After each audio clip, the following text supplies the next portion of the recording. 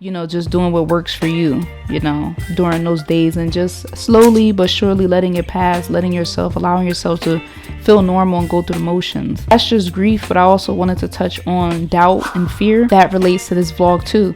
I started to doubt if what I was saying mattered to people or was important. I looked back at the analytics of the previous videos and I laughed because one of the videos that are coming out, you're gonna see, I thought that by December I'd have 100 subscribers. I thought that I was gonna blow up and people were gonna greatly benefit from the topics that I was sharing with them, and that I would be moving at a faster rate with the vlogs, with the blogs, with the website, with promoting, with marketing, and I haven't really pushed the needle much. That's fine.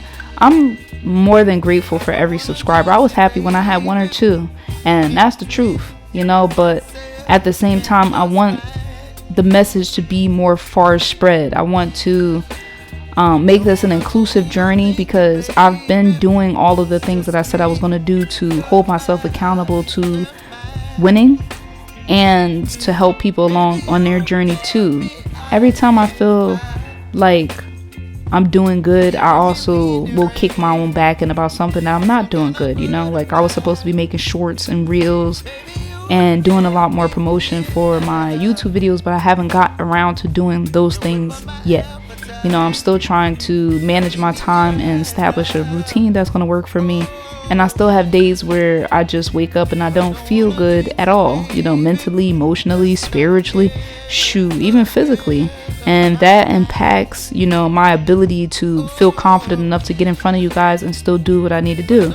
Doubt and fear are crazy. And I just wanted to spend some time talking about that, because the brain, to me, is not really wired to help you to make decisions that are going to be different than the norm. Okay, so the brain will allow you to believe that you're in danger when you're not in danger, and you will have to follow your gut instinct sometimes to get out of the comfort zones that we spoke about and try something that you may have never tried before. What I do on a day-to-day basis versus what my brain tells me are two complete opposite things. You're gonna need a lot more than motivation to do what you need to do, and I've been finding some luck and some value in establishing my routine and not allowing my moods and my brain to dictate what I get done on a daily basis. I'm waking up and I'm doing it regardless of how I feel, with the occasion here and there of, like I said, when you really need to just rest and know that it's okay to rest and not feel guilty about it. That's very important too. But you will have to establish some sort of routine to help you get past the grief, the doubt, the fear, and to just keep it pushing. So with that being said, I'm going to try to give you guys an honest, realistic look at my day-to-day routine. And I don't know if this at the moment will include B-roll of what I do, but like I said, it's a lot of stuff that I'm trying to push myself to do more of when I'm filming. I'm not sure if you guys are actually interested in following me around and seeing what I physically do, but I can tell you guys that just a few tips that might help you on days when you don't feel like getting out of bed or doing anything or talking to anyone. And we're going to start with number 1. So number 1 is get out of the bed.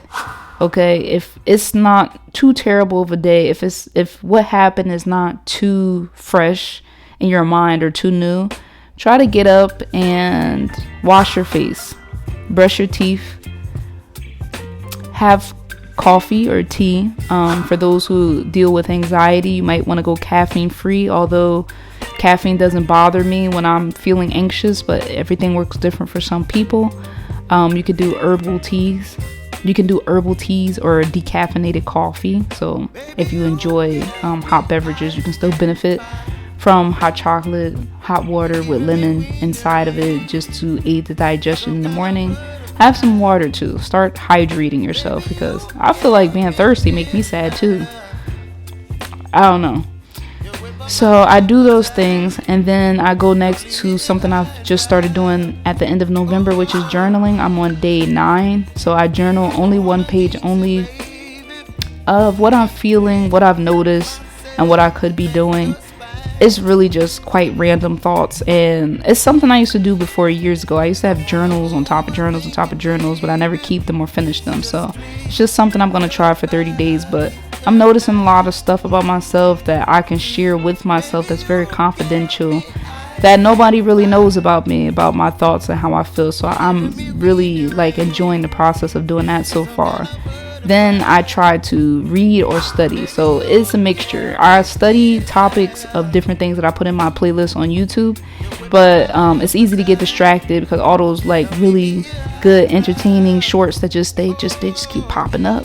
And it seems like they know what they're doing, because I can always find something to watch, and next thing I'm scrolling up and up and up, and then it's over. So I try to stay off of YouTube until the good gist of my morning routine is done. So I prefer a book.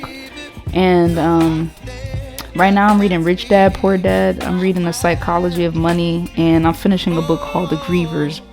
I pick and choose which one I want to read on a certain day, depending on my mood. Depending on my mood, I might not want to retain something that requires more thinking. I might want to read something nonfiction. So it honestly all depends. I just wake up and I pick from the bookshelf. Before I forget, last week was this book. Come on. The Infinite Mind of Leof. Okay, Laif. Yes. This book is by someone that I met on Instagram. Him and his wife actually have a YouTube channel as well, and they're really phenomenal people. Although I've not spoken to them much, I just like their energy and I love how they carry themselves.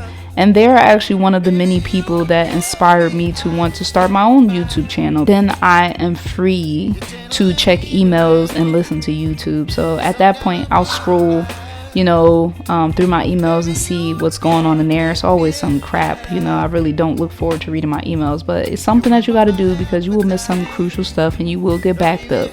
And that mental clutter too is not good for you if you're in a process of a season of grief or doubt or fear. It's just having too much overwhelming tasks open to you. So close those tasks out. Respond to a few emails a day, delete some emails, and then after that I might cook or clean up. I'll make breakfast for myself, and at that point I listen to some YouTube videos, some podcasts, some things that are mentally stimulating, or I'll look at some topics about film and color correction or writing and different things that I'm interested in to listen to while I'm cooking. And I try to keep that very brief, because after that I go back to the computer and I try to work on editing or doing some cold calling or anything that's going to benefit me and my brand and what I'm doing. And although I am enjoying the process and the freedom to do these things, it could be very challenging to discipline yourself to do them, to stay on task and to stay focused and execute the tasks that you have to do, because I'm not getting paid to do any of them. I hope that one day I will be getting paid to do them, but right now I'm not. So I have to just constantly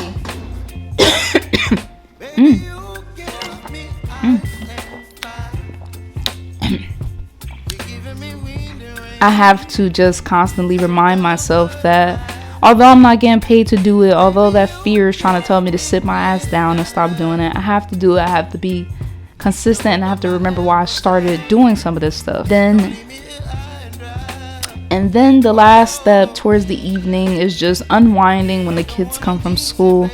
Just noticing that I need to be a little more present, because when they come in, I'm trying to finish chores that I didn't do all day while I was doing creative and productive stuff, and that's kind of like a rip-off, like I want to spend my whole day doing this, and when they get in, it's like, go sit down, I'm busy, I'm doing this and that. And even though they understand, they're good, they're patient and annoying at the same time, like all kids are going to be, they want this, they want that, they're hungry. It's sometimes hard to focus, but if I really have something to do, I tell them that I really have to finish that project, especially if I have a deadline. If I don't have something to do, I'll stop what I'm doing and I'll engage in whatever stuff is going on between them, the back and forth and the commentary and the jokes and all the stuff that they want to do with their extra energy when they come home from school besides chores. So And then after that, I try to finish the evening with like a movie or a TV show, because I don't watch TV all day. The TV doesn't come on until maybe 7 or 8 p.m. at night, and even then I'll probably watch 20 to 30 minutes of something and then get bored with that. Going forward in my day-to-day routine, I'm going to start going for a walk, even if it's cold outside, maybe 20-30 minutes, just seeing the sun a little more in my day. I put together this topic for you guys about grief, doubt, and fear, although I didn't get much into minds on the personal aspect, because I know that each of us at some point in our lives are going through something that we sometimes feel we're not going to be able to overcome in those moments. You know, I have days where I feel like I'm wasting my time, or I feel like what I'm doing is not beneficial, or it isn't going to get me anywhere. You just have to keep going. It sounds easier said than done, but you just have to keep going, because you have value and there is a reason behind why you started what you started. And on this channel specifically, you know, we're just going to focus on winning. We're going to allow, you know, the bad days to be what they're going to be, but we're still going to try to go forward and hold each other accountable. And that was really my goal for creating this video today, just to see if there was anyone else out there who was feeling discouraged, or, you know, feeling any type of pain from losing a loved one, or feeling fear and doubt that's, you know, crippling sometimes. And I just wanted you guys to know that there are tips and routines and plenty of things that you can go read and watch and learn about that can help keep you on the straight and narrow. So, like, for example, I have a book that says, where is the book? The book is called Getting It Done. The book is called Getting It Done When You're Depressed, I think it is. There's a book that is called The Courage Should Be Disliked. Pleasure Activism is really good.